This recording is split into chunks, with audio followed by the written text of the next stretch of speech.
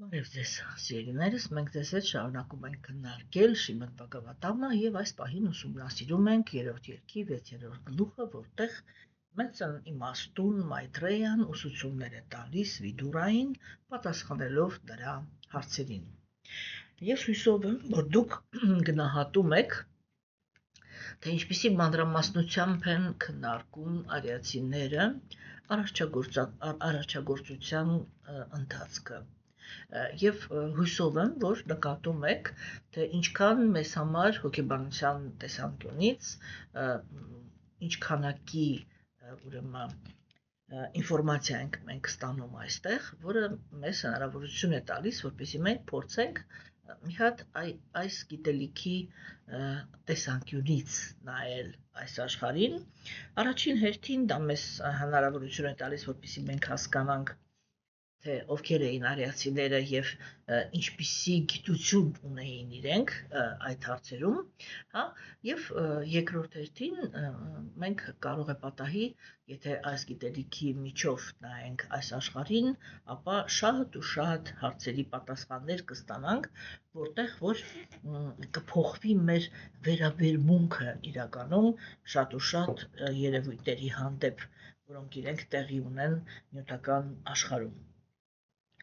Ինչու է սա կարևոր, որովհետև առաջին հերթին կարելի, եթե մենք ուշադիր նայենք, կարելի է նկատել, որ կենդանի էակները նյութական աշխարհում իրենք բավականին մեծ քանակությամբ տառապանքներ են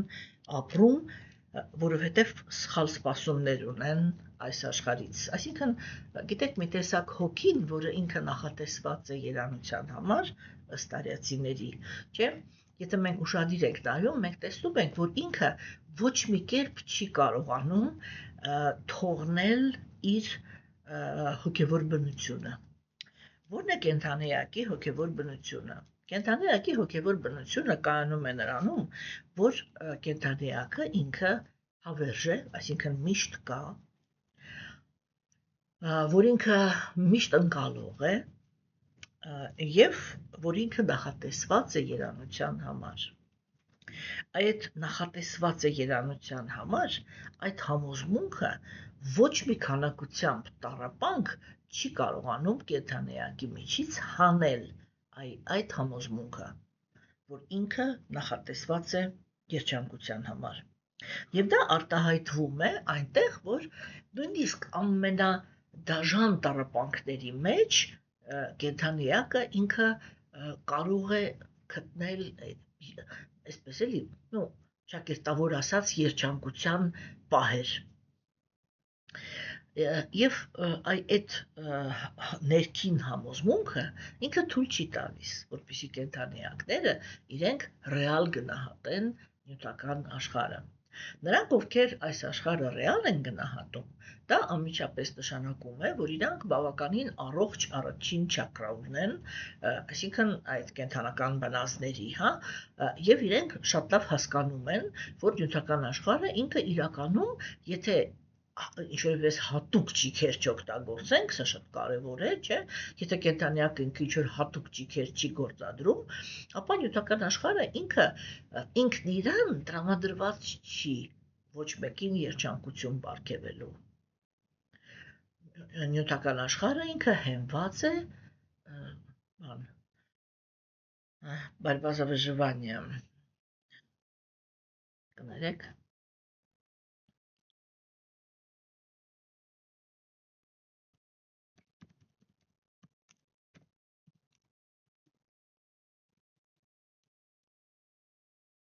գոյատևման պայքար, հա, ներողություն եմ խնդրում, ուրեմն նյութական աշխարհը ինքը հենված է գոյատևման պայքարի սկզբունքի վրա։ Եվ այստեղ ամեն մի կենդանի էակ, հենվելով իր սեփական ուժերի վրա եւ այն պայմանների, որոնք իրենից կախված չեն, հա, այն պայմանների, որի մեջ ինքը հայտնվում է, պայքար է մղում իր գոյատևության համար։ Չէ՞, օրինակ ոնց որ ասենք, ծառի վրա կան միլիոնավոր սերմեր։ Եվ երբ որ գալիս է ժամանակը, ծառը ինքը այդ բոլոր սերմերը թափում է գետնի վրա։ Եվ կան սերմեր, որոնք իրենք հայտնվում են այնպիսի տեղ, հանդեղում են ինչ-որ մի հատ տերևի վրա, եւ արդեն կորցրեցին իրենց հնարավորությունը կայանալ որպես ծառ։ չէ՞։ Կան սերմեր, որոնք ընկնում են հողի մեջ, բայց ասենք բան կողքը գտնվում է բավականին կայացած բույս, որը ինքը թույլ չի տալիս, որպեսզի այդ փոքրիկ սերմը ինքը կարողանա կայանալ, եւ այլն, չէ՞։ Եվ կարող է պատահի այդ ամբողջ սերմերի քանակությունից ընդամենը 1-2 սերմն է, որ վերջնականում դառնում է իրոք լուրջ ծառ, չէ՞։ Վերջ, սա է նյութական աշխարհի բնությունը, բայց հատկապես, եթե մենք մեր մոլորակի մասին ենք խոսում, հատկապես մարդը ինքը մշտական ձգտում է երջանկության, մշտական այս աշխարհում փնտրում է երջանկություն, չէ՞։ Կենդանիները իրենք փնտրում են գոյատևման ապահովություն միայն։ Մարդը, որպես ավելի բանական կենդանի էակ, ինքը փնտրում է եւ դա անշուշտ, բայց եւ զգացմունքային երջանկություն։ Հասկանում եք, չէ՞։ Եվ տեսեք, ասենք,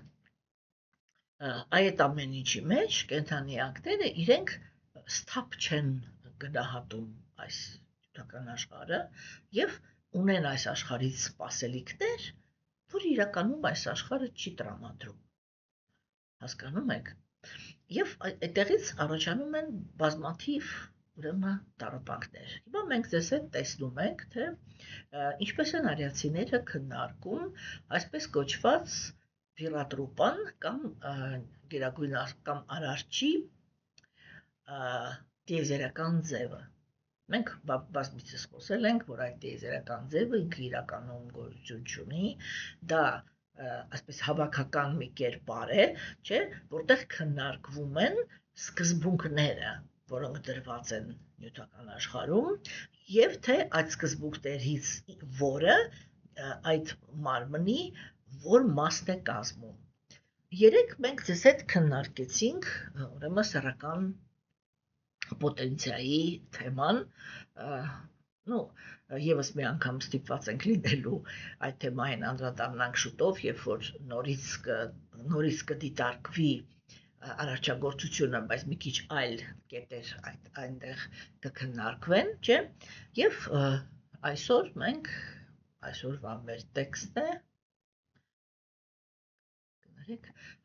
մեր տեքստը Միտրայի տեքստը, չէ՞, ուրեմն 3-րդ երգ, 6-րդ գլուխ, տեքստ 20-րդ։ Ապա ձևավորվեց ուղիղ աղիքը, որտեղ արտազատման օրգանների գործառույթի հետ մեկտեղ մտավ նրանց տիրակալ միտրան։ Այսպիսով կենդանի էակները ձեռք բերեցին կրկղելու եւ միզելու ունակություն։ Ով է միտրան։ Ուրեմն իրականում արիացիների սուրբ գրվածքներում միտրան որպես ազնվորություն ինքը իր ֆունկցիաները ժամանակի ընթացքում ոնց որ իրեն մարդիկ տվել են փոփոխություն են տվել ֆունկցիաների տարբերության, իրականում կան այդպիսի հերոսներ կամ այդպիսի կիսաստվածներ, որոնց ֆունկցիաները իրենք ժամանակի ընթացքում փոփոխվել են։ Եթե հիշում եք, մենք մի անգամ այս երևույթի հետ հանդիպել ենք արդեն յամարաջի հետ կապված, այսինքն մահվան կիսաստծո, չէ՞։ Ուրեմն, ով է միտրան։ Իրականում իր նախասկզբնական տեսքով միտրան ինքը համերաշխության, լույսի, այսպես կոչված, կամ առաքինության, եւ մաքրության, ուրեմն բանն է, կիսաստվածն է։ Նրա անունը ինքը բան է, առաջանում է մի բանից, արմատից, որը ինքը նշանակում է միացնել, ընկերություն անել, Դրա համար, երբ որ խոսում ենք անունի իմաստի տեսանկյունից, ապա միտրա դա նշանակում է ընկեր, նշանակում է союзник,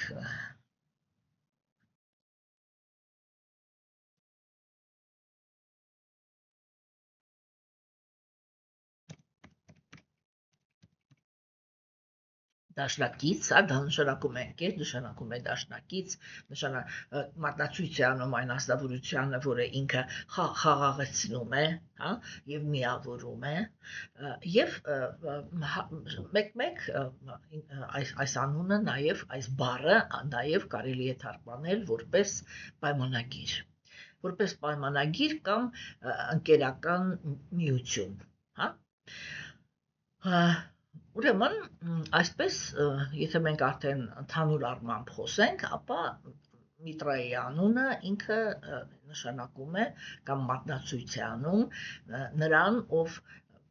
միացնում է կենդանիակների սրտերը, ով պաշտպանում է ընկերությունը եւ ով այսպես հովանավորում է ներդաշնակությունը, поддерживает, էլի ոչ թե հովանավորում է, այլ պատժկայանում, էլի կներեք, հիմա չեմ նորից նայեմ, չեմ ուզում, էլի արդեն շատ նայեցի, հասկանում եք, ուրեմն այնքը այսպիսի, իրականում այսպիսի ֆունկցիաներ են իրան տրված, սկզբնականորեն, հա, Միտրան ինքը որպես անձնավորություն, արդեն որպես անձնավորություն, որը հայտնվել է նյութական աշխարհում, չէ, ինքը սովորաբար միշտ քննարկվում է Վարունա Կիսաստծու հետ միասին, Վարունան ինքը ուրեմն ջրերի կիսաստվածն է, հա, եւ Միտրան ինքը իրականում իրանք ադիտի, այսինքն աստվածային, արևային, աստվածային ուրեմն հանձնավորություններ են, որովհետև ադիտին ինքը ունենում էր միայն այնպիսի որդիներ, որոնք հետագայում զբաղեցնում են տիեզերքի մեջ կիսաստվածների դիրք։ Ինչպես ես արդեն ասեցի, Միտրան ինքը միշտ քննարկվում է Վարունայի հետ միասին, հա, եւ ուրեմն իրանք միասին ոնց որ մատնանշում են երկու աստվածային բожественный порядок, երկու աստվածային բան էլի կանոնակարգ, հա, կամ կարգավորում, մեկը վերաբերվում է ներքին աշխարհին, մյուսը արտաքին աշխարհին, մեկը իսկ ներքին աշխարհը դա բարոյականության աշխարհն է եւ արտաքին աշխարհը դա բնության կամ արդեն նյութական աշխարհի օրենքներն են, չէ՞։ Ու այսպես եթե Միտրան դա ընկերությունն է, դա միասնությունն է, հա, դա ներքին ուրեմն բանն է, միաբանությունը, единство, հա, ներքին միաբանությունն է, չէ, ապա Վարունան ինքը ուրեմն դա արտաքին կարգուկանոնն է, օրինականությունը, հա, բարոյականության խստությունը եւ վերահսկումը։ Այսինքն, եթե ուշադրություն դարձրեցիք, Միտրան եւ Վարունան իրանց կարելի է դիտարկել որպես համարյա թե ցերեկ ու գիշեր, հա, կամ ասենք որպես, չգիտեմ, էլի, մեկը շունչն է, մյուսը արտաշունչը, հա, բայց իրանք իրար հետ, չէ, ուրեմն բան են անում, էլի, ապահովում են նյութական տիեզերքի բալանսիրովկան, հավասարակշռությունը, հա, որտեղ Միտրան ինքը միացնում է, իսկ Վարունան սահմանափակում, այսինքն արտաքին օրենքներով սահմանափակում է, չէ, եւ ուրեմն վեդաներում կա այսպիսի տեքստ, որը հնչում է սանսկրիտը չարտաբերեմ, էլի, որը հնչում է այսպես, որ Միտրան ինքը ծնվում է որպեսի միաբանություն տիրի աշխարհում, չէ, ուրեմն որպես այդպիսին է, որպես լույսի սիմվոլ, Միտրան ինքը անմիջապես կապ ունի այդ նախասկզբնական տեսքով, ինչպես որ ինքը քննարկվում է, Միտրան ինքը այսպես անմիջապես կապ ունի, ուրեմն բանի արևածագի, հա, եւ այդ առավոտյան արևի հետ, ինքը այն էներգիան է, որը արթնացնում է կյանքը, հա, բայց չի կուրացնում, այլ այսպես էլի կամած սկսում է տաքացնել, չէ՞, տեսեք օրինակ բանից Պոլդին կեսօրից հետո, հա, կեսօրից հետո արևը ինքը արդեն ընդունում է այնպիսի դիրք, որ տաքությունը կամ արևի բանը ուժգնությունը ինքը դառնում է հատկապես ամառը դառնում է անտանելի, չէ՞։ Ուրեմն այն միտրան դա չի։ Միտրան ինքը այդ արևածագի եւ առավոտվա այդ փափուկ քնքուշ արևն է, հա։ Ինքը պահապանն է հավատարմության եւ անկեղծության, հա, այսինքն ինքը հետևում է, ինքը ամեն տեղ, որտեղ որ կենդանիակները իրենք պահպանում են իրաց երթումները, պահպանում են այն պայմանագրերը, որոնք իրանք կնքել են,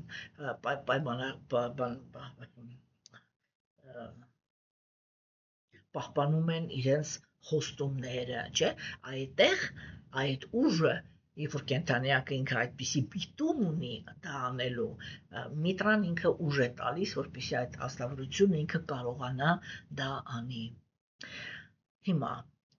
հետևաբար ամեն անգամ, երբ որ կենդանիակները իրենք դավաճանում են ընկերությանը կամ դավաճանում դրժում են իրենց տված երթումները, իրենց տրված խոստումները, իրենց կողմից ստորագրված պայմանագրերը, չէ, այդ ամեն անգամ իրենք մեղք են գործում միտրայի դեմ։ Ինչպես ես արդեն ասեցի, միտրան ինքը մաքրության, հարաբերությունների մաքրության պահապանն է, չէ։ Եվ տեսեք, սա նշանակում է, որ միտրան ինքը վստահության սկզբունքն է, ինքը այդ բաց սրտի սկզբունքն է,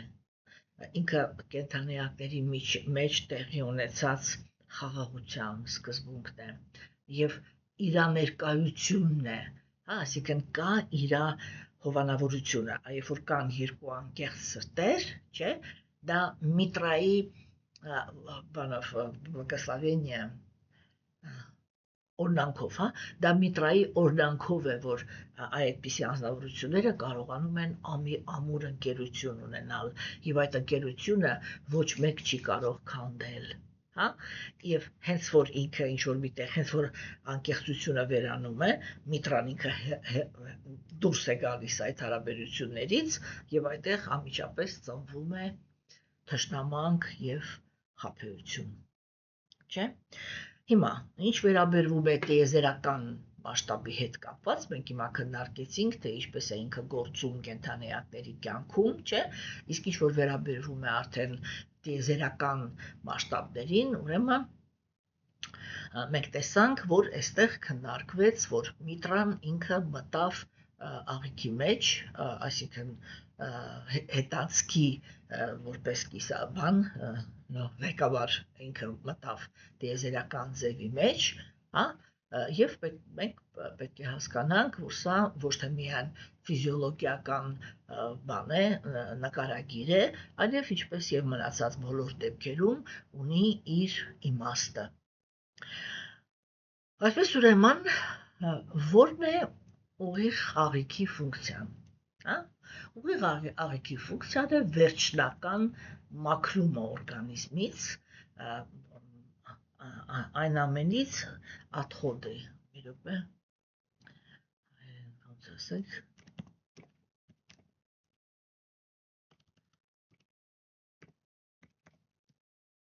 հափոններ, ուրեմն կներեք էլի, որտեղ բառեր են, որ սովորաբար չեմ օգտագործել, հա, ուրեմն ուղիղ աղիքը ինքը իրականում, չէ, դա վերջնական մաքրագործման օրգանն է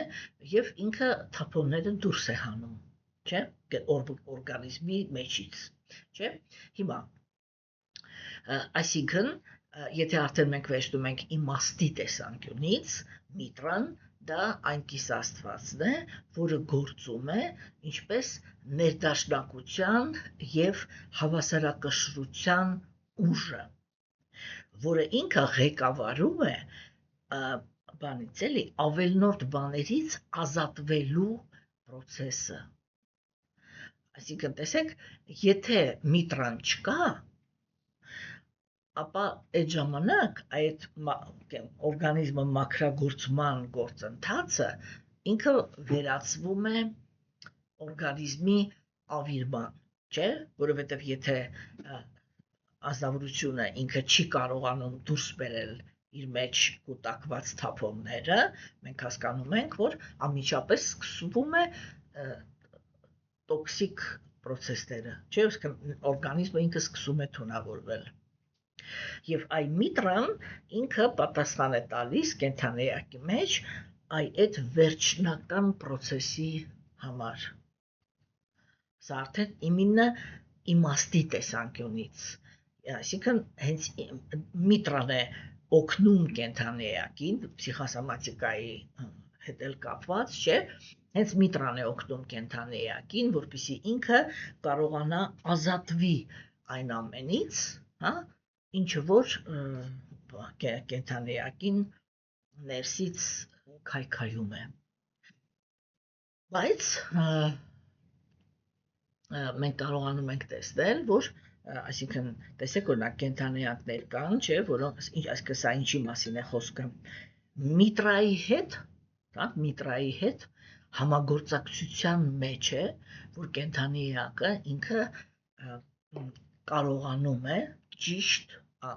անցնել ամեն տեսակի փորձության միջով եւ չկորցնել իր ներքին ներդաշնակությունը։ Եթե մենք վերցնում ենք փսիխոսոմատիկայով, չէ, տեսեք, երբ որ կենդանիակի կյանքում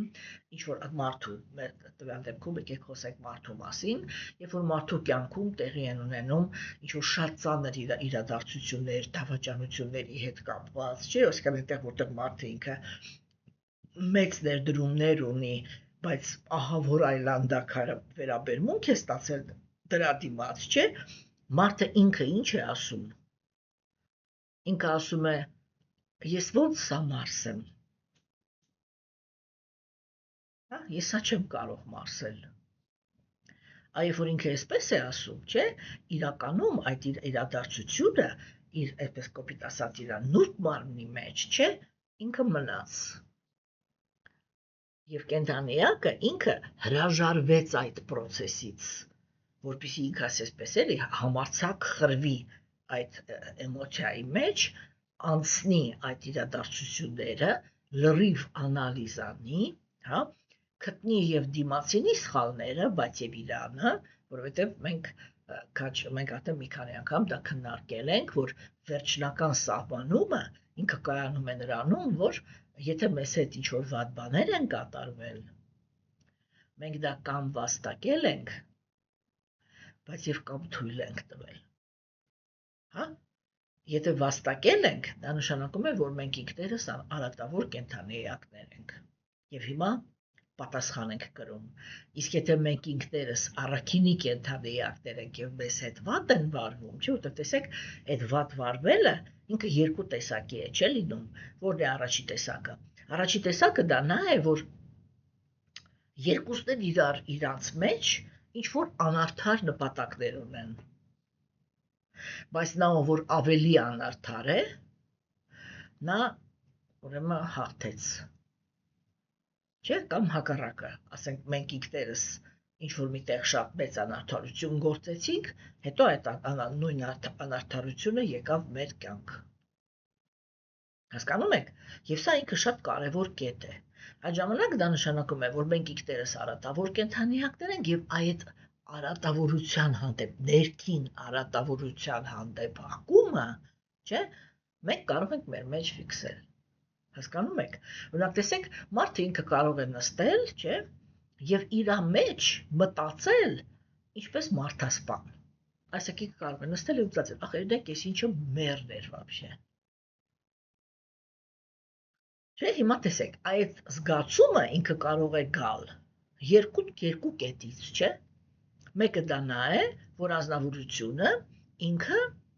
գործ ունի շատ վատ մարդու հետ, որից չի կարողանում բրծվի։ Եվ դրա համար ոնց որ այդ ազնվորության մահն է ուզում։ Չէ, բայց եթե այդ ազնվորությունը ինքը չի մահանում, դա միշտ նշանակում է, որ ինչ որ մի բանը սխալ է հասկացվում։ Եվ հենց որ ինչ որ մի բանը վերջնական ճիշտ հասկացվի, չէ, կամ վերջնական, այսինքն գա իր վերջնակետին։ Հասկանում եք, որտեվ այդ թեմայով շատ բազմազան նրբություններ կան։ Հիմա Եվ տեսեք, չէ, օրինակ ասենք, եւ այդ ժամանակ կենթանիակը ինքը իր մեջ պիտի գտնի արատավոր մտքեր։ Հասկանում եք, այդ դա է պատրաստակամությունը, ինչ որ մեկի մահը ուզենալ, պատրաստակամությունը, ասենք, ոնց որ մտքով անցնի ինչ որ վատ արարքներ անելը, չէ, բայց չանի, որովհետև պատժից է վախենում, օրենքից է վախենում է, որ ասենք դա բան կհայտաբերվի եւ օրինակ ինքը հերոտնից տեղից բոլորի կհայտնվի բանտում, չէ, հասկանում եք, բայց երբ է դա բան էլի ցույց տալիս, որ մենք ընդամենը թույլ ենք տվել։ Այդ թույլ տալը միշտ նշանակում է, որ մենք թերագնահատում ենք այս աշխարհը։ Այսինքն մենք լավ չենք հասկանում, որ այս աշխարհում ապրում են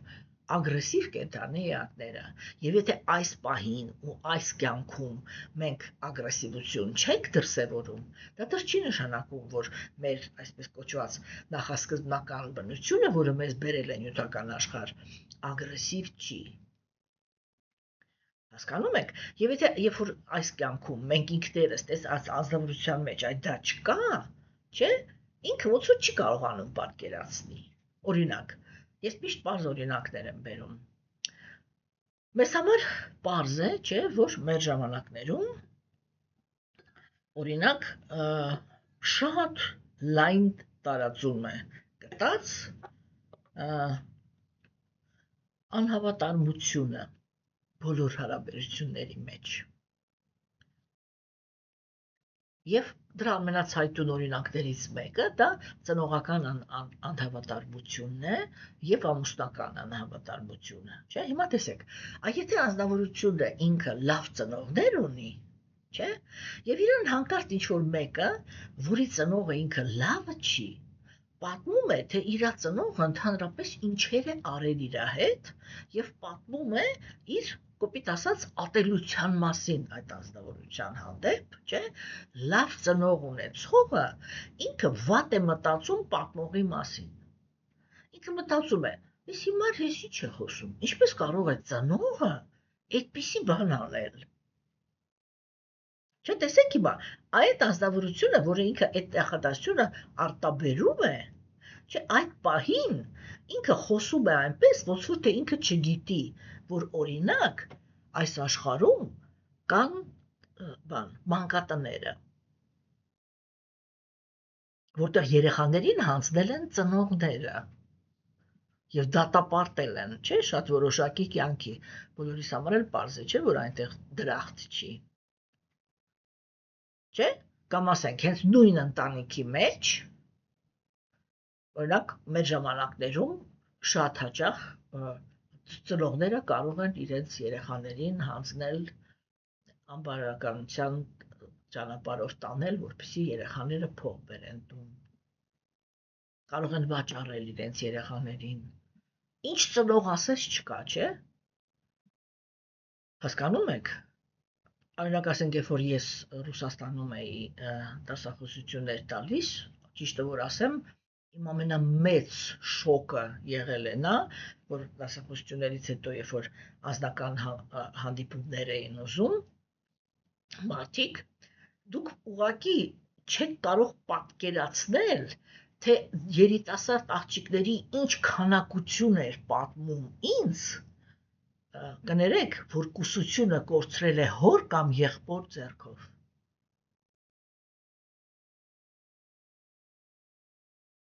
Սա է, չէ, իրականությունը։ Հասկանում եք, չէ, եւ ասեք այն մարդը, որը ինքը լավ ծնող ունի, ինքը չի պատկերացնում, որ ծնողը կարող է լինել վատը։ Եթե ինքը լավ ընկերներ ունի, ինքը չի պատկերացնում, թե ընկերը ինչ սրիկայություններ կարող է անել։ Հասկանում եք, եւ այդ որ ինքը չի պատկերացնում, չէ, ինքը արդեն իսկ խորամանկ, հա, դաժան, անարդար, կեղծավոր անձնավորությունների համար այսպես քթած բան է, որովհետև հերիք է, որ իրանք ձևանան, որ ընկեր են, չէ, կամ ձևանան, որ կարող են ծնող լինել իր համար, ինքը անմիջապես վստահելու է։ Եվ իրենք կարող են, եւ ինչ է անելու հաջորդ քայլով, թողնելու է, որ այդ անձնավորությունը մտնի իր կյանքը, չէ։ Եվ երբ որ մտավ իր կյանքը, ինքը տառապանք է, չէ, պատճառելու։ Հասկանում եք, ուրեմն այս է, որ տառապանքների ամբողջ բանը կամ կենդանիակը ինքը ուրեմն վաստակել է այդ տառապանքը կամ թույլ է տվել իր ուրեմն սխալ պատկերացումների հետ կապված, չէ։ Հիմա, եւ երբ որ այդ ամեն ինչը տեղի ունենում, ազնվորությունը ինքը այս ամբողջ, որտեվ իրականում, ասենք, այդ վերջի ֆազան, չէ, որը կապված է արդեն դուրս բերելու հետ բաները, թափոնները, չէ, ինքը սկսվում է կերակուրից, այսինքն ինչ մտավ։ Եվ հոգեբանական տեսանկյունից սա նույն բանն է, ինչ մտավ իմ կյանք։ Այդ ինչ որ մտավ իմ կյանք, ինքը իմ այ հոգեբան էլի, այսպես ասեմ, հոգեբանական մարմնի համար ինքը առողջ սնունդ էր, թե թույն էր։ Հասկանում եք, եւ երկու դեպքում էլ առողջ էր թե թույն էր, շատ կարևոր է, չէ, որպեսզի ստամոքսը, աղիքային համակարգը նորմալ աշխատի, որ եթե նույնիսկ դա ինչ-որ մի թունավոր բան էր, արագ դուրս բերի։ Կամ ասենք, եթե մարդը ինքը հասկացավ, անմիջապես հետ է տալիս, չէ։ Հասկանում եք, նույն բանը դա հոգեբանությանն է վերաբերվում։ Հասկանում եք։ Եվ երբ որ մենք այստեղ երբ որ խոսվում է, որ միտրան ինքը այդ թափոնները դուրս բերելու ուղիղ աղիքի կիսաստվածն է, չէ, ուրեմն ինքը այդ սկզբունքն է։ Հասկանում եք, որ ինքը բան է անում, որ այն ամեն ինչը ինչ որ կենդանի է, այսինքն ինչ որ սիտուացիա եկավ, հարաբերություն է, սիտուացիա է, կապ չունի, հա, ինչ որ մի բան եկավ, մտավ իմ կյանք, չէ։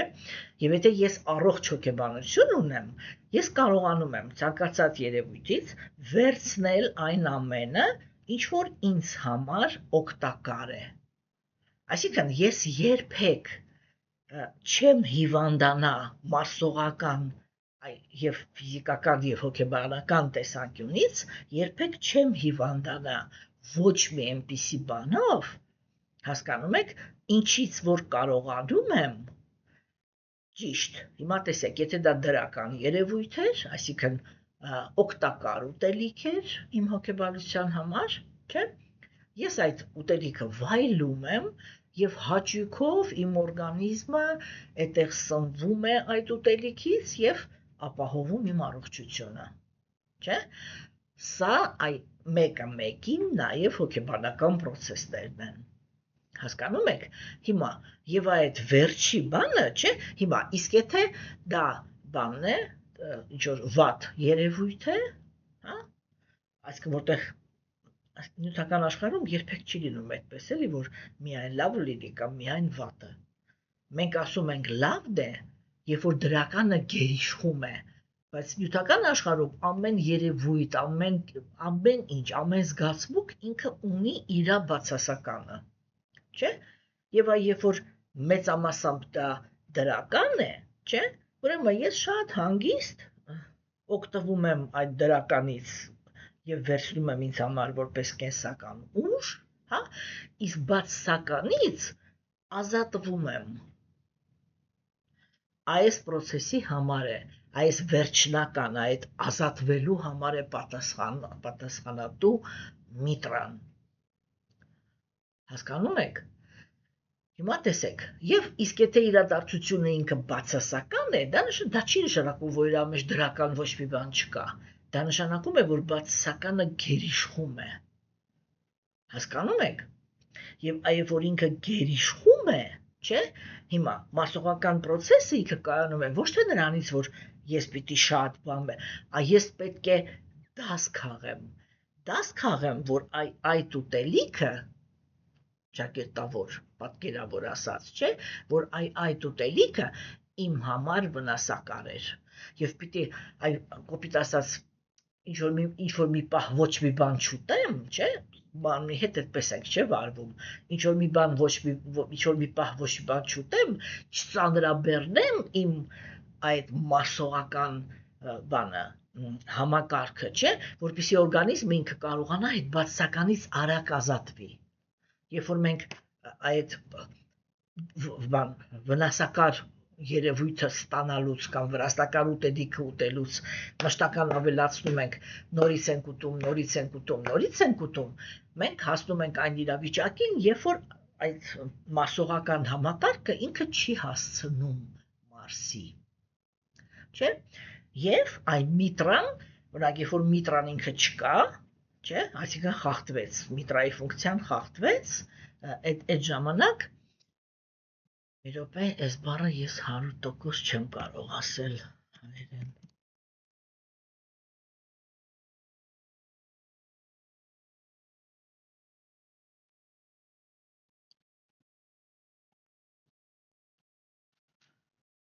Մի վարքյան կներեք, ինտերնետը չգիտեմ ինչի թռել էր։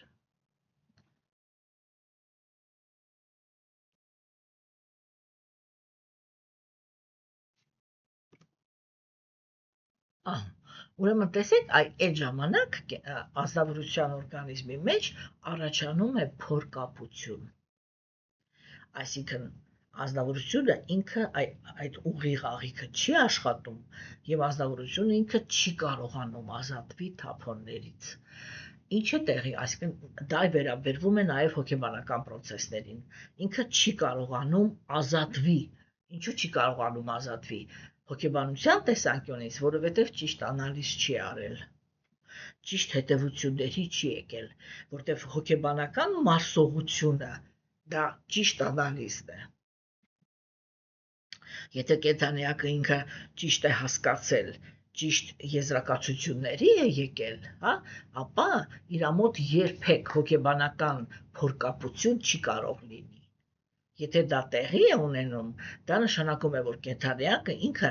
ճիշտ հետևությունների չի եկել, կամ իրականում, ասենք, իրադարձությունները, որոնք իր հետ տեղի են ունեցել, շատ ավելի ահռելի մասշտաբ են ունեցել, քան այդ կենդանիակի մարսողական հնարավորություններն էին, կոպիտ ասած։ Հասկանում եք, եւ այդ ժամանակ, չէ, ուրեմն այդ թափոնները իրանք մնում են օրգանիզմի մեջ, ինչպես ֆիզիկական, այնպես էլ եւ նուրբ մարմնի մեջ, այդ բացասական էմոցիաները իրանք մնում են բանի մեջ, հոգեբանության մեջ, չէ, նուրբ մարմնի մեջ եւ սկսում են քայքայել կենդանիակին։ Հասկանում եք, բայց երբ որ օրինակ ասենք, երբ որ ազնվորությունը հիմա կարող ենք այսպես ասել, չէ, որ երբ որ ազնվորությունը ինքը այդ չի կարողանում, չէ, ինչ-որ մի բան անել, ինքը այդ չի կարողանում վերջնական այդ թափոններից ազատվել, չէ, ինքը կարող է դիմել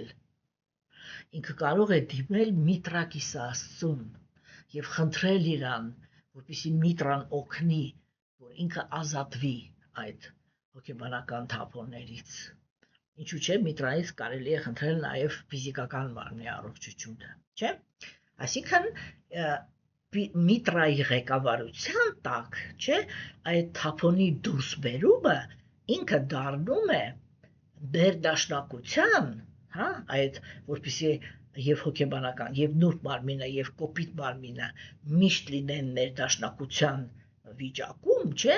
այդ վերջի կետը, որ ներդաշնակությունը կարողանա տեղի ունենա, այդ վերջի կետը դնում է Միտրան, որը ինքը ազատում է, բնականորեն ազատում է կենդանիակին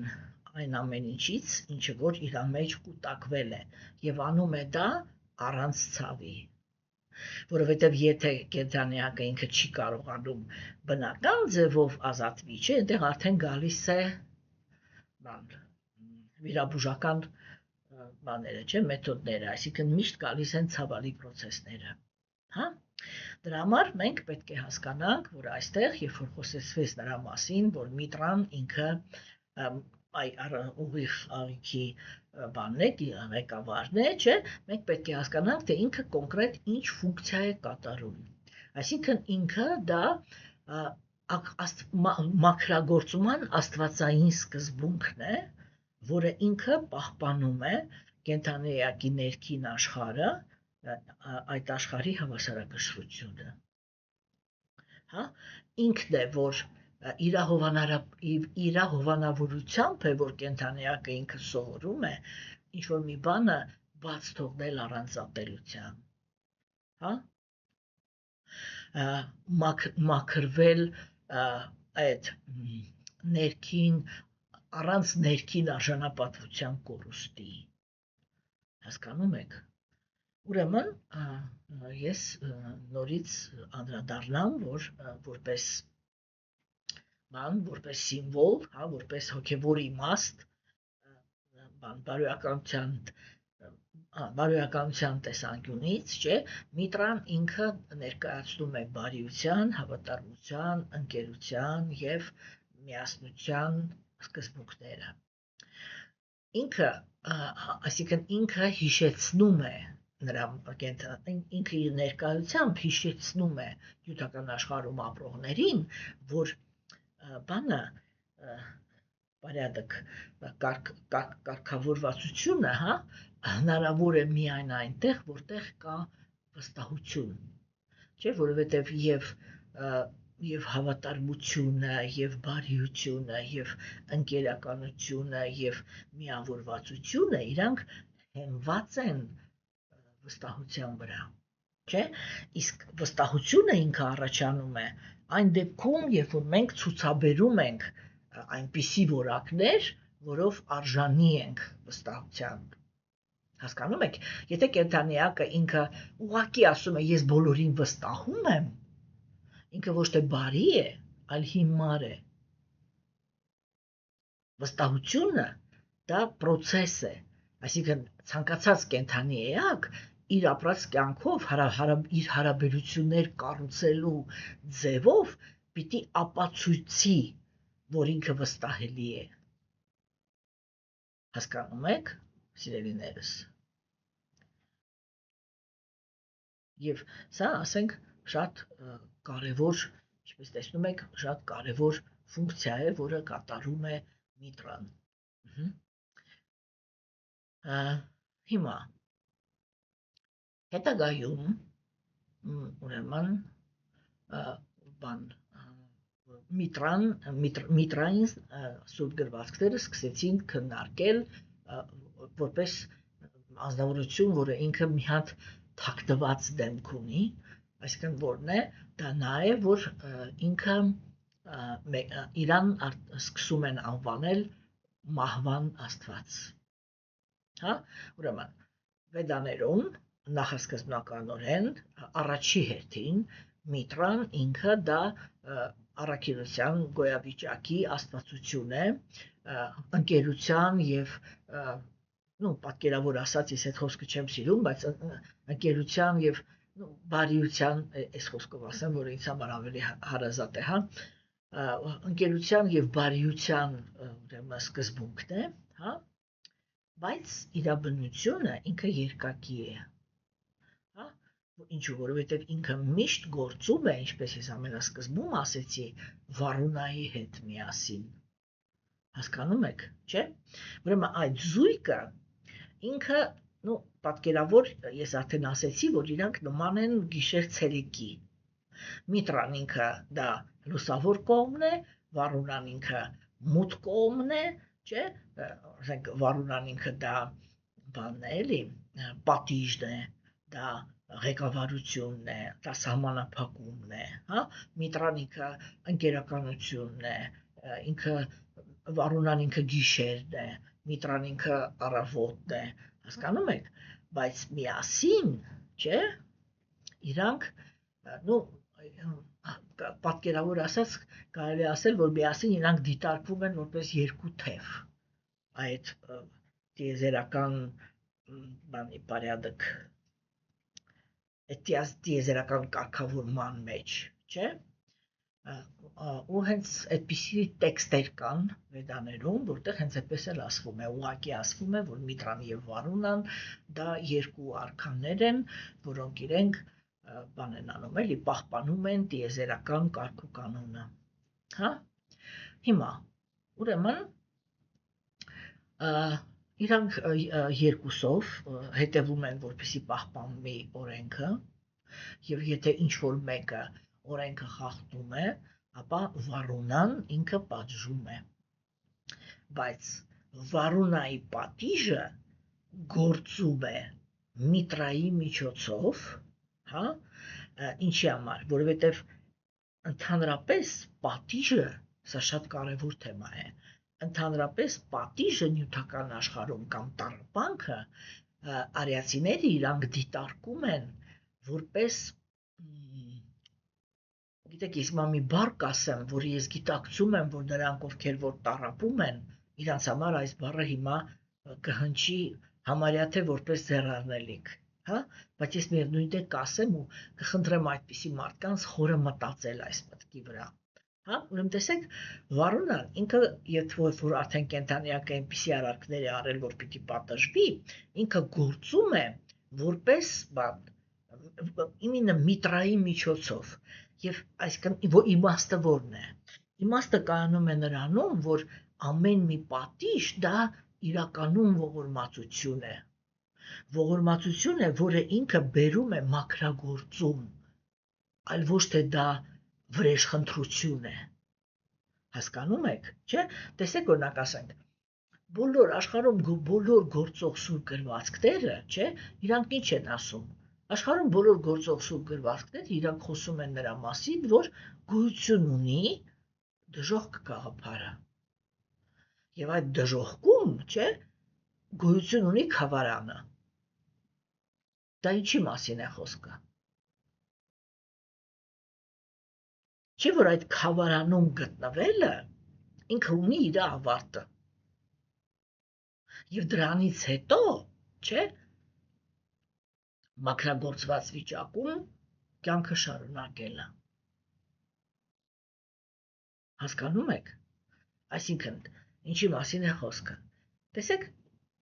Բաքսիվանոն Թակուրը ինքը նկարագրում է կենդանի էակի նյութական աշխարհ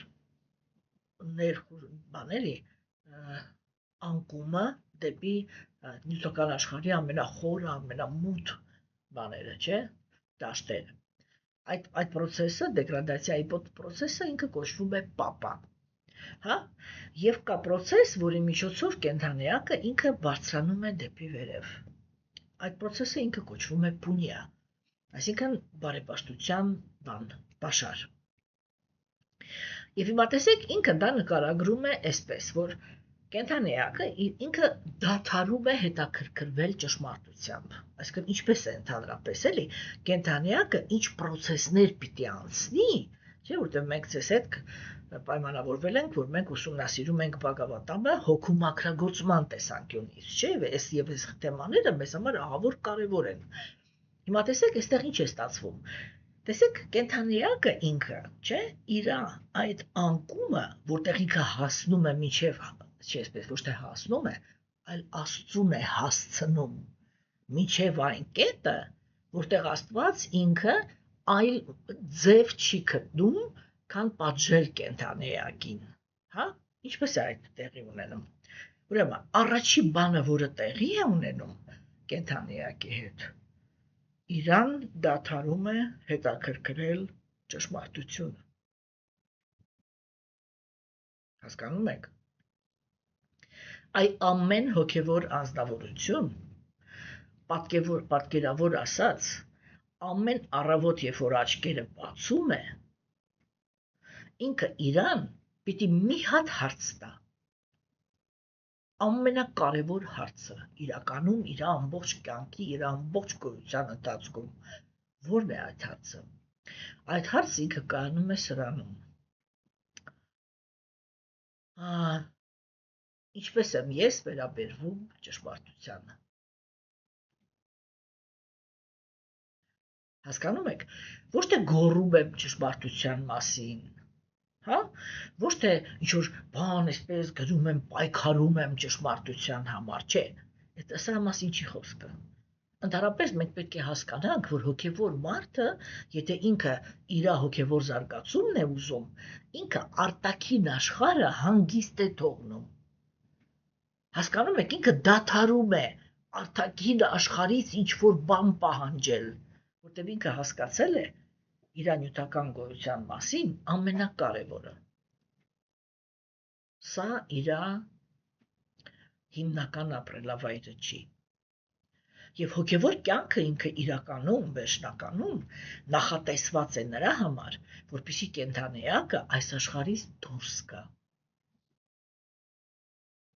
Հասկանում եք, այս աշխարհը ինքը նախատեսված չի նրա համար, որ կենդանեակները այստեղ ես միշտ ասում եմ, հոգևոր մարդիկ, չէ, իրանք մի հատ ստանդարտ շատ խորը սխալ ունեն։ Դա նա է, որ երբ որ իրանք ընդունում են հոգևոր կյանքը, իրանք մտածում են, որ եթե իրանք զբաղվում են հոգևորով, ուրեմն իրանց այս ամբողջ շրջապատը պիտի դառնա հոգևոր աշխարհ։ Չկա այդպիսի process։ Նյութական աշխարհը ինքը արարված է շատ որոշակի կենդանի էակների համար։ Եվ հոգևոր մարդը ոչ թե այն մարդն է, որը փորձում է նյութական աշխարհը վերափոխել եւ դարձնել հոգևոր, այլ ինքը հասկանում է, որ ինքը պիտի այս աշխարհից դուրս գա։ Այսինքն ինքը ոչ թե այս աշխարհը փոխողն է, այլ այս աշխարհից հեռացողը։ Այո, իհարկե, երբ որ ինքը գործում է նյութական աշխարհում, ինքը միշտ գործում է առաքինության պլատֆորմայից։ Այսինքն միշտ գործում է որպես պահպանիչ սկզբունք եւ երբեք ոչ ավերիչ կամ մրցակցող։ Հասկանում եք, սա անշուշտ, բայց միևնույն է, ներքին իր տրամադրությունը դա հեռացողի տրամադրությունն է, չէ՞։ Եվ ուրեմն, երբ որ մենք խոսում ենք նրա մասին, որ ազնվորությունը ինքը պետք է այդ հարցի պատասխանը ունենա, թե ինքը ինչպես է վերաբերվում արդարության հետ, որտեղ տեսեք, չէ, տեսեք, ես հիմա մի բան ասեմ, էլի, կարող է ինձ հետ չհամաձայնվեք, բայց մի փոքր ուշադրություն դարձրեք եւ դուք կտեսնեք, որ ես այդքան էլ կարող է պատահի շատ դեպքերում ճիշտ եմ։ Գիտեք ինչպես, այ մարդը ինչքան ավելի սենտիմենտալ է, իսկ սենտիմենտալ միշտ նշանակում է, որ ինքը սխալ է գնահատում այս աշխարհը, չէ՞։ Այնքան ավելի շատ է խոսում նրա մասին, որ բոլորը ստախոս են, որ ճշտմարտություն չկա։ Հասկանում եք, աշխարհը պետք է հանգիստ թողնել։ Եթե մարդը ինքը ռեալ ուզում է հոգևոր զարգացում ունենա,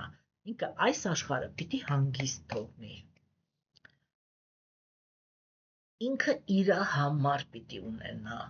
այդ հարցի պատասխանը։ Հասկանում եք, ինքը իր համար պիտի ունենա այդ հարցի պատասխանը։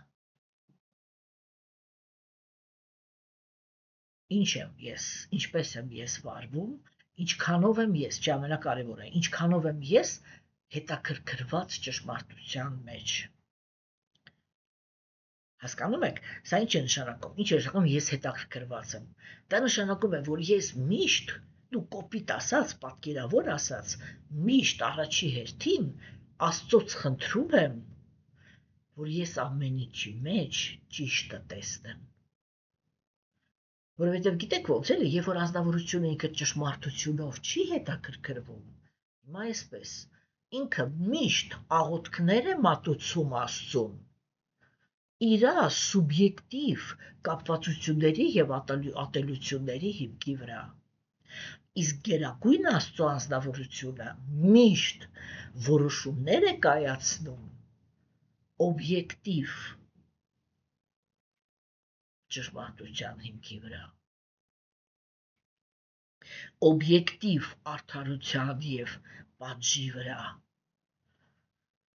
Հասկանում եք, եւ այստեղից են առաջանում աղոթքներ, որոնք պատասխան չեն ստանում, որովհետեւ աղոթողը ինքը ճշմարտությամբ չի հետաքրքրվում։ Հասկանում եք, վերջնական ճշմարտությամբ չի հետաքրքրվում, իրան չի ինչի համար, իսկ ինչու անձնավորությունը ինքը չի հետաքրքրում ճշմարտությամբ, կարող եք ասել, կներեք։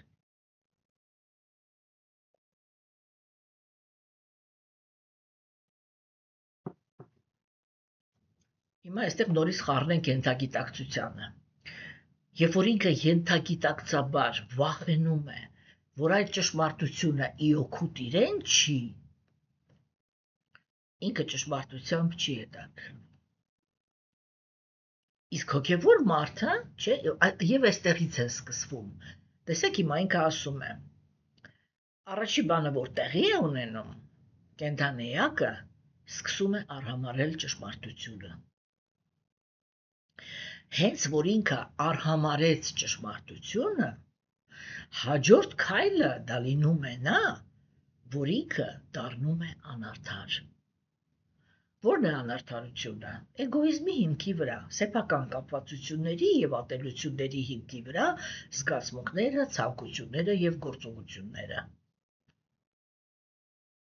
Հասկանում եք։ Հիմա անարդարության հիմքի վրա կենդանի էակը ինքը դառնում է երկերեսանի։ Հա, այսինքն արդեն կախված իր շահերից ինքը կարող է կենդանեակին ատել, բայց ցույց տալ, որ լավ է վերաբերվում։ Հա, ինքը դառնում է երկերեսանի, երկերեսանիությունից հետո իր մեջ մտնում են երկու ունակություն՝ խորամանկություն եւ դաժանություն։ Այսինքն խաբելու հակում եւ բռնանալու հակում, ընդհուպ միջև սպանելը։ Հա? Եվ այդպիսի կենդանի էակը, չէ, տեսեք, այնքը գնաց, հասավ ամենավերջը, չէ։ Երբ որ ինքը դարձավ ման, մենք ասում ենք մարդասպան, սպանող, всё։ Հասկանում եք։ Եվ այդ արարքները, խորամանկությունը, այսինքն խաբեությունը եւ դաժանությունը, իրանք այ գերագույն Աստծո անձնավորությունը այդտեղ կենդանեակը ինքը այնպիսի գործեր է անում, որ քանի գնում է, խճճվում է իր այդ վատ որակների մեջ, հա? Եվ հիմա տեսեք, ինչքան ինքը այդտեղ մնում է անպատիժ, այսինքն չի ստանում նույն տառապանքը իր կյանքի մեջ, ինքը երբեք չի կանգնի։ Ինչի համար։ Որովհետև իր մեջ ինչ ձևավորվեց։ Իր մեջ ձևավորվեց համոզմունք։ Արատավոր գործողությունները բերում են հաջողության։ Ինչպես կարող է գերագույն Աստծո անձնավորությունը դա թույլ տալ։ Չէ՞։ Եվ տեսեք, այդտեղ գալիս է մի հատ կետ, մենք խոսացել ենք դրա մասին, սկզբում ինքը միշտ գալիս է որպես գիտելիք։ Մեր կյանք է մտնում անձնավորություն, որը մի քանի որակ է ունենում։ Ունենում է կարեկցանք մեր հանդեպ, ունենում է գիտելիք, իմաստություն եւ համբերություն։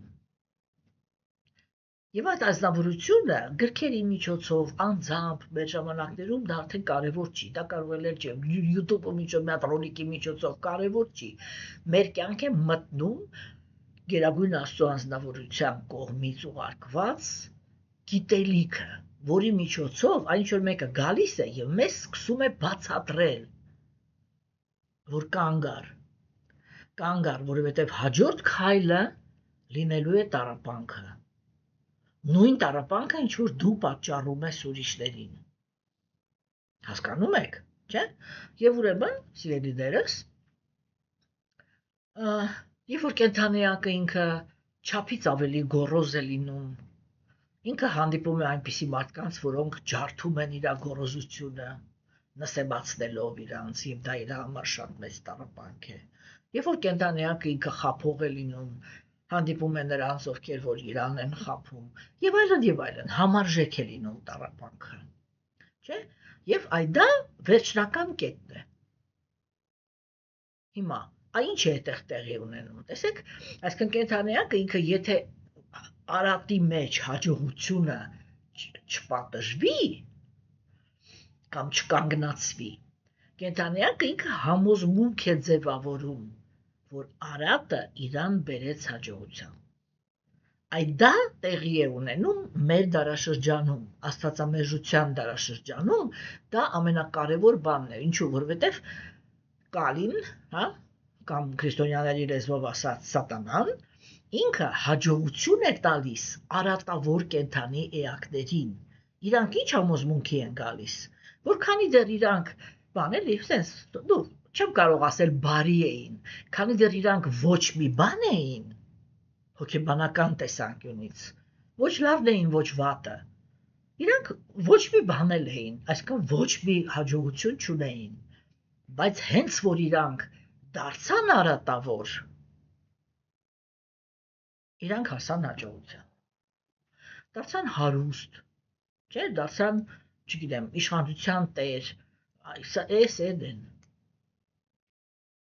Եվ դա այսպես համընդհանուր մոլորակի իրադրությունն է, որտեղ դարաշրջանն է այդպիսինը։ Չէ, եւ այդտեղ կենթանիակները իրանք այ մեր աչքի առաջ ինչ համոզմունք են բանանում։ Հիմա որ մի բարոյական մարդ է մտածում, որ բարոյականությունը արժեք ունի։ Դուք մոտավորապես պատկերացնում եք ինչքան մարդիկ կան, որ արժանապատիվ կյանքով են ապրել, վերջում հայտնվել են, պատկերավոր ասած, բոմժի իրավիճակում, չէ՞։ Եվ նայել են եւ տեսել են, թե սրիկաները ինչպես ձին հեծած այն սևակի ասած աշխարհի շալակը նստած գնում են։ Ինչ համոզմունքի են եկել իրանք։ Չէ՞ որ երկու համոզմունք չէ կարելի է այդտեղից բանանել, որ առաջինը դա նա է, որ կենթանիակը պիտի հասկանա, որ ինքը պիտի առաքինություն զարգացնի, հակառակը պիտի համոզված մնա իր բաների մեջ, որ այլևս աստվածաբեժների շրջանում չծնվի։ Սա առաջինը։ Իսկ երկրորդը դա նա է, որ կենթանիակը ինքը մտածում է, այս ինչ ահմախ բնություն ունեի ես։ Եթե ես իմանայի, որ իմ մաքրությունը ինձ այս արդյունքի է բերելու, այն գլխից կընտրեի սրիկայությունը։ Եվ եթե ինքը մարմինը լքում է այդ նախանձով արատավորների հաջողության հանդեպ, մյուս կյանքում ինքը նորից ծնվում է աստվածամերժության դարաշրջանում։ Եվ արդեն ինքն է լինում այն ազնվորությունը, որը պատրաստ է արատավոր արարքներ բանանել, ձեռնարկել հաջողության հասնելու համար։ Եվ ինքը փորձարկում է այդ հաջողությունը։ Հա, իսկ վերջում հանդիպում է Աստծո կարծիքին։ Իսկ ինչ է ասում Աստված, ինքը ասում է արի այստեղ, հա, այ ստացի։ Դրա համար հասկանում եք, այ կա ինչ-որ մի հատ սահման, որտեղ եթե Գերագույն Աստծո ազնվորությունը ինքը այդ բանի նկազանիա պատժի, հա, պատժի սկզբունքը չմտցներ, կենթանիակը քանի գնար կհամոզվեր, որ արատավոր գործողությունները հաջողություն են բերում։ Դրա համար է, որ երբ որ Վարունան ինքը իրականացնում է պատիժը, ինքը դա անում է միտրայի միջոցով։ Այդ միտրայի միջոցովը դա այդ տրամադրությունն է, որ մեկ է վերջնակետում կենթանիակը ինքը ազատվում է այդ կղկղանքից, որը իր մեջ հավաքել էր, այսինքն գործած մեղքերի կեղտը։ Հա? Եվ այդ ազատվելուց հետո օրգանիզմը ինքը մաքրվում է, այսինքն կենթանիակի մենտալ վիճակը ինքը մաքրվում է։ Եվ կենթանիակը ստանում է հնարավորություն նորից գործելու կամ նորից հաց ուտելու։ Եվ կախված նրանից, թե ինքը ինչպես է անցել նախորդ հաց ուտելու, ուրեմն բանը process-ը, ինքը ընտրություն է արդեն անում ուտելիքի մեջ, ինչը արժի ուտել, իսկ ինչը չարժի ուտել, ինչը արժի անել, իսկ ինչը չարժի անել։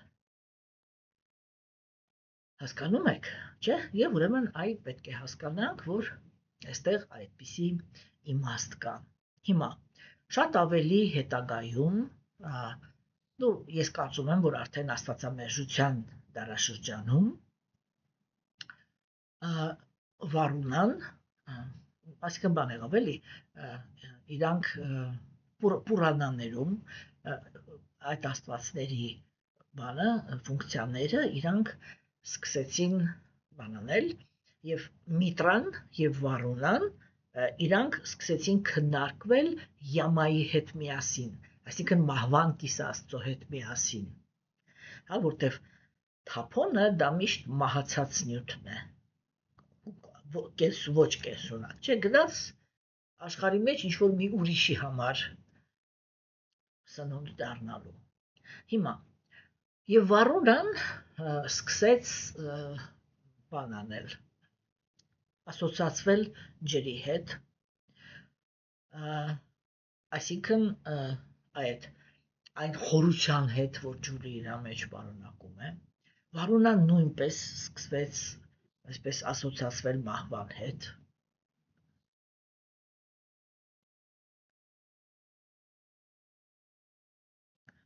Իսկ Միտրան, ինչպես մենք ասեցինք, նախասկզբնականորեն ինքը համարվում է ոնց որ Վարունայի երկվորյակը, հա? Այսինքն ինքը նույնպես դարձավ մասնակիցը այդ ասպեկտի, մահվան, հա? Բայց ինքը ոչ թե սպանում է կենդանի էակին, այլ ուղեկցում է կենդանի էակին այդ բանի մեջ, էլի, այդ անցման մեջ, երբ որ ինքը իր մեջ ինչ որ սնունդ էր պարունակում, հա, այսինքն ինչ որ process էր գնում հոգեբանության մեջ, որ ինքը ինչ որ մի սիտուացիա ստացավ կամ սիտուացիա ընդունեց կամ հարաբերություն ընդունեց, եւ իր մոտ սկսվեց այդ process-ը, թե այդ հարաբերությունը կամ այդ իրավիճակը ինքը ինչ սնունդ հանդիսացավ իր համար եւ կներեք կղկղանքի ինչ բան մասշտաբ այդտեղ ձևավորվեց, չէ՞։ Եվ Միտրան ինքը այ կենտանիակին այդտեղ սապրովոժդայդ ուղեկցում է, հա? Եվ երբ որ գալիս է այդ պիրիխոդի մոմենտը, որ ինքը պիտի ազատվի այդ դրանից, որ կարողանա նորից ուտել, չէ՞։ Դրա համար Միտրան ինքը ոչ թե դիտարկվում է որպես մահվան կիսաստված, որտեղ մահվան կիսաստվածը դա Յամարաջն է, այլ ինքը սկսում է դիտարկվել այն ազնվորությունը, որը ինքը կենդանիակին ձեռքից բռնած բերում է Յամարաջի մոտ։ Ինչի համար, որպեսզի այդ կենդանիակը ինքը անցնի դատը եւ մաքրագործման process-ը։ Հասկանում եք։ Հա? Եվ ուրեմն այս իմաստով, չէ, Միտրան ինքը նաև քննարկվում է եւ Ավեստայում պարսիկների մոտ։ Հիմա, այսինքն Միտրան ինքը ընկալվում է արիացիների կողմից որպես ճշմարտության վկան մահվան պահին։ Հասկանում եք, այսինքն ինքը ներկա է այն ընթացքում, երբ որ Յամարաջը ինքը այդ կշեղքի վրա է դնում կենդանիակի լավ ու վատ արարքները։ Այդ իմաստով Միտրան ինքը մահվան աստվածը չի։ Այն էլի այդ բառի մութ եւ քայքայող իմաստով էլ այն որ մահը ինչ որ բանը վերացավ, հա, ինքը հակառակը ինքը այն լույսն է, որը կենդանիակին ուղեկցում է մահվան միջով, հասկանում եք, պահպանելով իր գիտակցությունը, պահպանելով իր կապը ճշմարտության հետ։ Եվ այդ իմաստով Միտրան ինքը իհարկե կապված է մահվան հետ, բայց ոչ թե որպես այն գործոն, որը տալիս է ոչնչացում, այլ այն գործոն, որը ինքը վերածնունդի մեջով է անցկացնում, այսինքն այն ճանապարհը մահվան եւ նոր ծնունդի։ Մի բանից ազատվեց, նոր ուտելիքի բան է, պատրաստ է, հա։ Ուրեմն սա այն ֆունկցիան է, որը որ Միտրան ինքը իր վրա վերցնում է եւ ինչի համար որ ինքը բան է պատասխանատու է, չէ՞։ Ուրեմն այստեղ սա շատ կարևոր ֆունկցիա է, ինչպես տեսնում ենք, չէ՞։ Հիմա մենք խոսեցինք նրա մասին, որ Միտրան ինքը պահպանողն է ներդաշնակության, կապերի, վստահության, չէ, եւ սա նշանակում է, որ ինքը կյանքի ինչ որ մի հատ ռիթմ է, չէ, պահպանում։ Եվ այդ ռիթմը ընդհանրապես չէ, այսինքն այդ որ ինչ-որ մի բանը սկսում ավարտվում է, չէ, ինքը առանց ազատագրման, որ ինչ-որ մի բանից ազատվում ես, որ ինչ-որ մի նոր բան ընդունես, դա հնարավոր բան չի, չէ։ Ուրեմն այն ամեն ինչը, նյութական աշխարհի օրենքը ո՞րն է։ Նյութական աշխարհի օրենքը դա է, որ այն ամեն ինչը որ ձև է ընդունում, այդ ամեն ինչը ինքը ինչ որ մի պահ եւ որ եկավ մեր մոտ, հա, այսա հիմա եկավ իմ մոտ։ Ես իրան սկսեցի օգտագործել։ Իմ ու իրա մեջ ինչ որ մի հատ կապ հաստատվեց։ Բայց նյութական աշխարհը ինքը այնպիսին է, որ ամեն բան, որը եկել է մեր կյանք, ինչ որ մի պահի մենք պիտի կարողանանք դա բաց թողնել։ Հասկանում եք։ Չէ՞։ Ինչ որ մի բան պիտի բաց թողնվի։ Այսինքն օրը ինքը իր տեղը զիջում է գիշերին, չէ՞։ Գիշերը ցերեկին։ Շունչ քաշելը իր տեղը զիջում է արտաշնչմանը։ Նույնպես կյանքը իր տեղը զիջում է մահվանը, մահը իր տեղը զիջում է նոր կյանքին։ Հասկանում եք։ Եվ այդ տեսանկյունից մենք պետք է հասկանանք, որ ուրեմն Տեր Միտրան կներեք, ինքը ղեկավարում է ոչ թե միայն այդ ուղիղ աղիքով եւ հետանցքով, որպես օրգան, հա, այլ ինքը ղեկավարում է այդ ֆունկցիայով, տալու, ազատվելու, հա, ավարտելու, ինչ որ մի բանը վերջնական ավարտելու, նյութական աշխարհին վերադարձնելու, հա, եւ դա ինքը ավիրման process չի։ Հասկանում եք, называется обмен веществ։ Այսինքն ինչ որ կենթանիակը ինքը ինչ որ բաներ նյութական աշխարհից ընդունեց, անցկացրեց իր մեջով, եթե ճիշտ անցկացրեց, ուրեմն ճիշտ սնունդ ստացավ իր գոյությունը, եւ այն ամեն ինչ որ իր համար ավելորդ էր, վերադարձրեց աշխարհին։ Եվ սա այդ հավասարակշռության շրջապտույտն է։ Եվ առանց Միտրայի, այդ վերջնական դուրս գցելու, վերջնական ազատվելու, չէ, առանց Միտրայի այդ process-ը ինքը չի կարող ավարտվել։ Հասկանում եք։ Այսինքն սովորաբար մարդիկ իրենք այս տեքստերը քննարկում են, որ հետանցքը ինքը ինչ որ դեպս ցածր տեղ է, բան կեղտոտ, այն վերջնական թափոնի, որը պիտի դուրս գա, բան, այդ տեղն է, չէ, բայց ինքը բանը հետանցքը ինքը ոչ թե ցածր տեղն է, այլ ինքը նյութական մարմնի վերջի դուռն է, եթե կարելի է պատկերավոր ասել։ Հասկանում եք։ Եվ այդ վերջի դռնով է դուրս գալիս եւ վերադարձվում նյութական աշխարհին այն բոլոր էլեմենտները, որոնք իրենք պետք չեն եկել այս մարմնի գոյության համար։ Եվ դա նշանակում է, որ Միտրան է վերջնականում ապահովում այս մարմնի մաքրությունը, որտեղ ինչպես մենք ասեցինք, եթե այդ աղիքը ինքը նորմալ չի աշխատում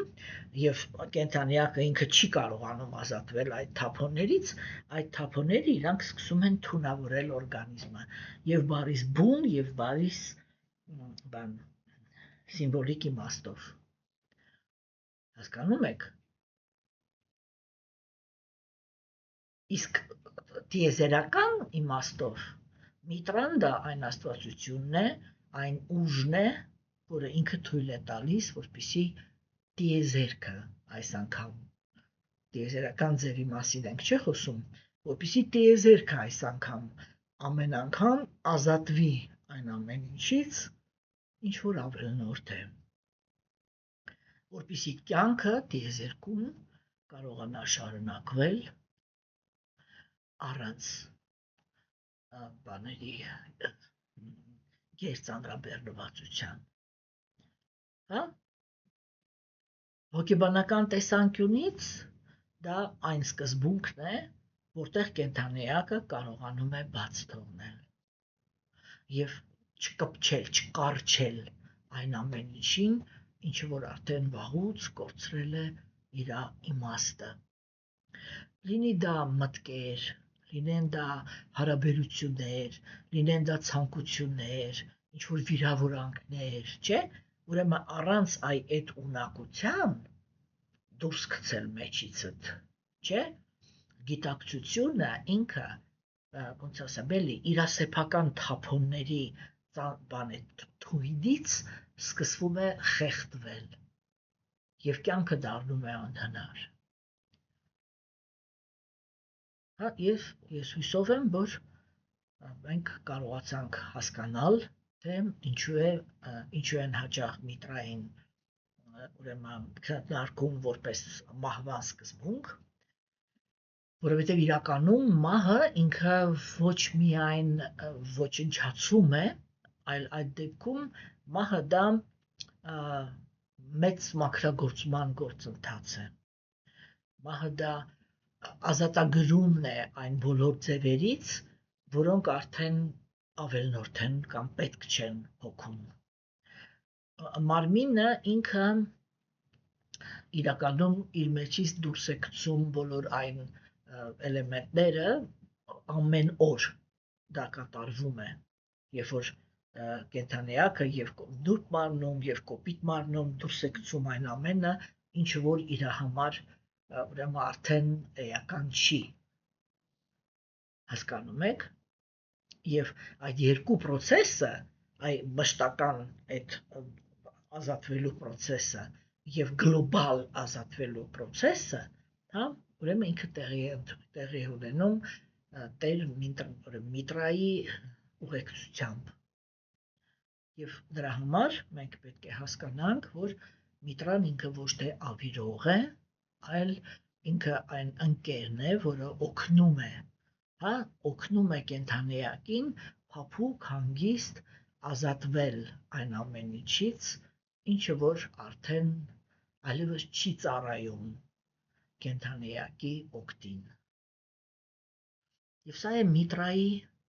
ուրեմն բանը, ֆունկցիան, եւ մենք պետք է հասկանանք այստեղ, դա շատ կարեւոր բան է, որ այդ ֆունկցիան ինքը կատարում է ոչ միայն անհատական կենդանիակի կյանքում, այլ եւ տիեզերքի մեջ։ Եվ տիեզերքը նույնպես այդ նույն սկզբունքով է աշխատում, որ ինքը պահպանում է այն ամեն ինչը, ուղղակի պատկերավոր ասած, տիեզերքի մասողականությունը ինքը միշտ կատարյալ է, որտեղ տիեզերքը ինքը ենթարկվում է Աստծո կամքին, իսկ Աստված ինքը որպես ազնվորություն կատարյալ է, եւ երբ որ ինքն է անում այդ ամեն ինչը, ընկալելով նյութական աշխարհը որպես իր մարմին դայև, չէ՞, ինքը կատարյալ կերպով է ազատագրվում այն ամեն ինչից, ինչ որ ավելնորդ է, ինչ որ արդեն իրան ռուսերեն ասում են իժիլա, ոնց կլինի, մի րոպե մի բառն է նայեմ ու այսօր վերջացնենք։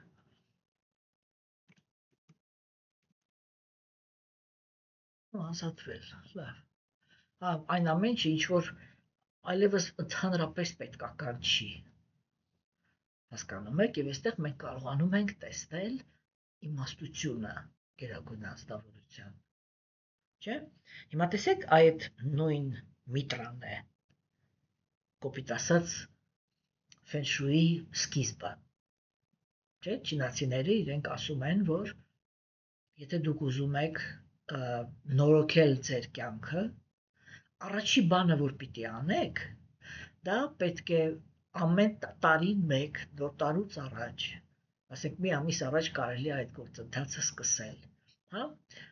ոտքից գլուխ տան միջով անցնել եւ ազատվել այն բոլոր իրերից,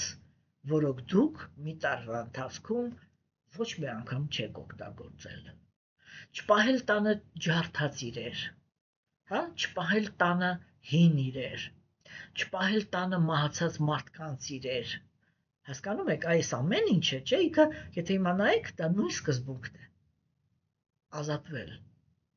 Ազատվել այն ամեն ինչից, ինչը կորցրել է իր